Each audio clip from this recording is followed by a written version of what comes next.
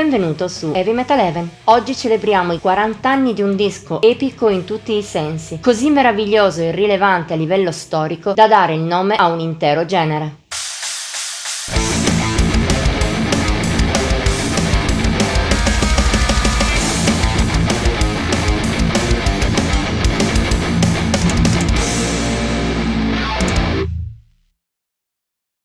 Se tra le tante diramazioni del metal si volesse prendere la più sottovalutata, quella considerabile come outsider, non si può che scegliere il doom.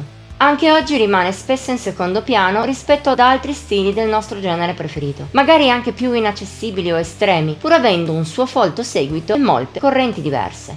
Non parliamo poi degli anni '80, in cui il genere è ufficialmente nato. Seppur la band universalmente riconosciuta come creatrice del metal, i Black Sabbath, si muovesse in buona parte sugli stilemi del genere, essa poi non è riuscita ad allargarsi e a creare una scena compatta. Colpa tra le varie, forse, anche della sua dispersione geografica.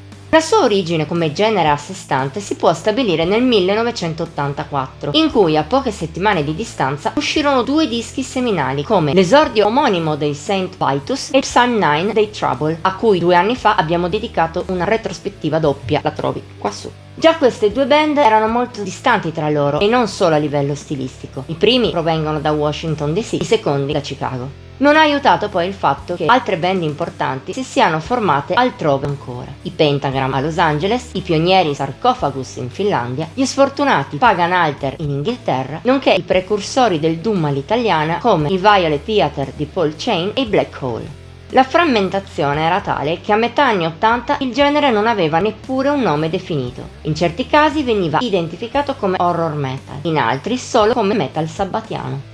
Tuttavia le cose stavano per cambiare e come in altre branche del metal il cambiamento provenne dalla Svezia, la cui ampia e varia scena doom era appena in fasce nell'epoca di cui parliamo. Il gruppo più promettente sembravano i Mercy. Insieme con questo nome dal 1980 erano riusciti a pubblicare un paio di full length tra 1984 e 1985, nei quali tra i vari elementi spiccava il cantato di tale Eddie Marcolin, detto Messiah. Nonostante le influenze dall'heavy classico e in parte dall'epic metal, il loro doom era già moderno per certi versi, specie se parliamo del secondo Witchburner. Tuttavia, come spesso accade, la fortuna è cieca e invece di premiarli si voltò verso un gruppo svedese ben più underground, i Nemesis. Fondati dal bassista e allora anche cantante Leif Edling nel 1982, nello stesso lasso di tempo citato poco fa, avevano pubblicato solo un EP e un demo. Soprattutto nel primo, The Day of Retribution, a dispetto della giovane età, il gruppo dimostrava idee già molto chiare, nonché una spinta ancor più forte verso l'epicità. Poi però, tra 84 e 85, il gruppo era stato costretto a cambiare nome a causa delle minacce di denuncia di un negozio omonimo nella Svezia del Sud. Col senno di poi è stata una fortuna. Invece di avere un moniker uguale ad almeno altre 10 band attive negli anni '80, gli svedesi ne scelsero uno unico, destinato a entrare nei libri di storia e nel cuore dei fan del doom. Erano nati i Candlemass. Dopo il cambio di nome, gli svedesi avevano ormai il vento in poppa. Nonostante la line-up un po' instabile, Edling riuscì lo stesso ad andare avanti, a comporre nuova musica e a pubblicare alcuni demo, tra 85 e 86, che attirarono l'attenzione di un paio di piccole etichette. Fu con l'aiuto di queste ultime che, il 10 giugno del 1986, i Candlemass arrivarono a pubblicare il loro full d'esordio, Epicus, Doomicus, Metallicus. Un disco che definire storico è quasi sminuire. Come raccontato finora, non è il primo album doom metal della storia, ma in compenso è quello che dà il nome al genere e alla sua branca più evocativa. È anche il primo esempio di epic doom. Se è vero che tanti dischi epic metal precedenti avevano già elementi doom, su tutti King of the Dead dei Spirit Angle, gli svedesi hanno dato un significato molto diverso al genere, ma soprattutto hanno creato un gioiello assoluto, pieno di dettagli meravigliosi. Quello che salta più all'orecchio, almeno facendo il confronto col periodo Nemesis, è l'umiltà di Edling nel fare un passo indietro a livello vocale. Non era male come cantante, ma mancava un po' di carisma. Per ovviare al problema, per quest'album fu reclutato Johan Langwist, ufficialmente nei Candlemass dal 2018, ma all'epoca poco più di un turnista. Eppure il suo cantato teatrale è versatile, a metà tra il vocalist medio del doom odierno e il classico screamer metal anni '80, dà una marcia in più a un disco che forse neppure ne avrebbe avuto bisogno. Nonostante gli svedesi fossero ancora giovani quando lo hanno composto, Epicus, Doomicus, Metallicus è molto consapevole e riesce a dare il meglio in ogni comparto. Lo è per esempio nei riff di mappe Björkman, pesanti come macigni, dissonanti nella perfetta maniera doom, penetranti sia nei momenti più semplici sia in quelli più intricati.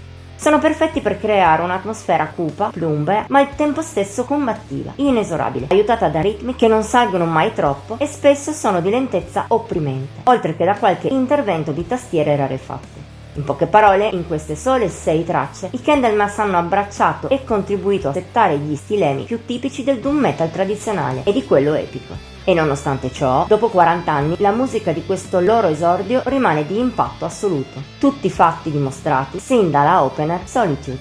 Nel tempo è diventata la canzone più iconica degli svedesi e forse persino dell'intero genere, e non è difficile capire il perché.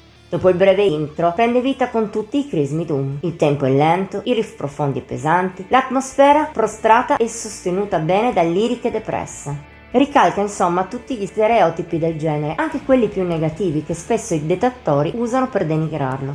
Ma nonostante ciò si rivela un vero gioiello che sa trasmettere la sua sconfinata e infelice profondità emotiva. Una caratteristica che oggi non stupisce ma che all'epoca nel metal non era così diffusa. È l'inizio di un viaggio non lunghissimo ma davvero splendido per oscurità e impatto, declinati in varie sfumature. Per esempio, Demon's Gate è lentissima, sulfurea ma epiccheggiante, con la sua aurea dark fantasy incredibile, creata con una sensibilità che sembra di molto successiva agli anni '80.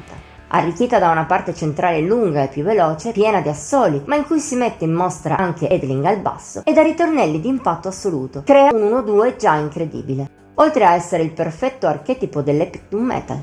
Anche Crystal Ball mostra la stessa atmosfera mista, ma ancora più opprimente, con un'evoluzione che cresce sempre di più, in cupezza, fino ai ritornelli sconvolgenti per malvagità e clamore.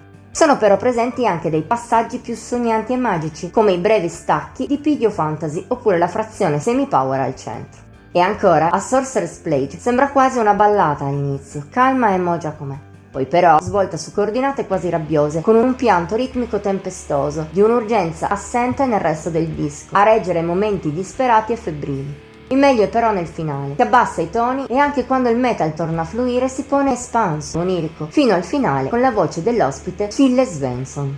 Insieme alle melodie ha un vago senso proto-gothic doom, anni prima che il genere esistesse. Tuttavia il picco del disco insieme al duo iniziale è Under the Oak. Al di là dell'incredibile incastro di riff e melodie, il suo lato più notevole è quello emotivo, efficace come si sente di rado anche nel metal di oggi, più basato su atmosfere e pathos. A tratti plumbeo, ombroso, più spesso è lancinante, una sensazione che col tempo cresce ed esplode alla fine della parte centrale, più lieve ma sempre triste, prima che il metal torni a fluire in maniera ancora più straziante.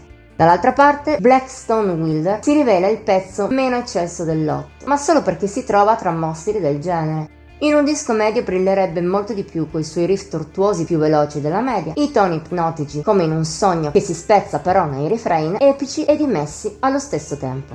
Il tutto arricchito dalla magia della sezione centrale e dal dramma della tre quarti.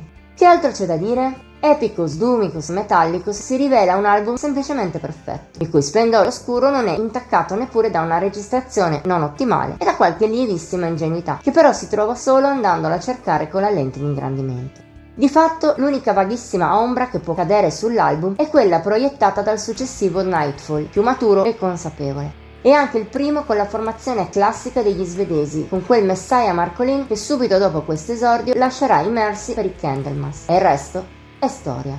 Del resto, anche Epicus, Doomicus, Metallicus è pura storia. Se il successore è persino più bello, forse il disco doom migliore di tutti i tempi, anche questo esordio è importantissimo. Al genere non ha solo dato il nome, ma anche tanti spunti che poi migliaia di gruppi riprenderanno, specie in fatto di solennità ed esasperazione della lentezza. Si può affermare insomma che questo disco è il doom metal. Si rivela uno di quei casi in cui qualità e importanza sono pari nella loro eccezionalità. Che altro dire quindi, ci domandiamo ancora? Se ami la branca più lenta e cupa del nostro genere preferito, anche se magari preferisci incarnazioni più estreme e moderne, ascoltare e venerare i Candlemass e questo loro esordio è quasi un obbligo. Voto di Epi Metal Heaven 100 su 100.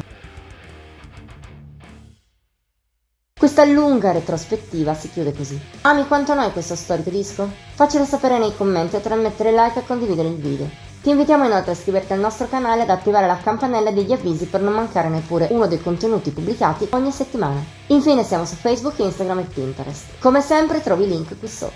Ci vediamo la prossima volta!